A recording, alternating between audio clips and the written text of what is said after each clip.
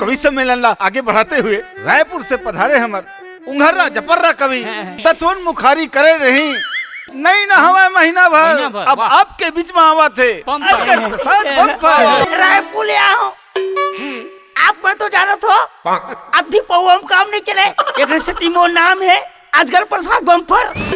असली में मैं बम्पर काबर पीता हूँ मोर एक थोड़ा लफड़ा से बेवफा हो गए तेकर ऊपर एक शायरी ओकर गली के चक्कर काट काट के बहुत सुंदर वाह क्या बात है ओकर गली के चक्कर काट काट के मैं कुकुर जैसे लाचार हो गया। ओ बेवफा मोर तो नहीं हो सकी। बहुत सुंदर ओ बेवफा मोर तो नहीं हो सकी मैं कुकुर बन के सरदार हो गया।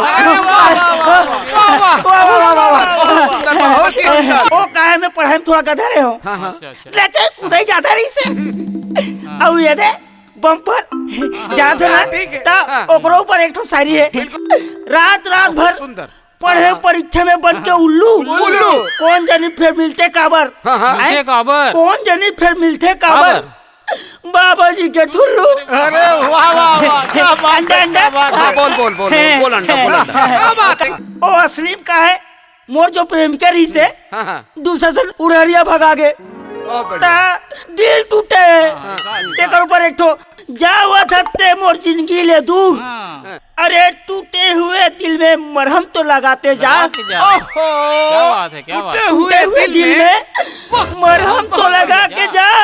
बहुत बढ़िया ते नहीं तो दूसरा सही कम से कम ते अपन बहनी संग सेटिंग करा के तू जा सेटिंग करा के तू जा मोहनी जी आपके बहनी हुए तो मोर सेटिंग करा दे। वाह वाह क्या बात है बम्पर जी।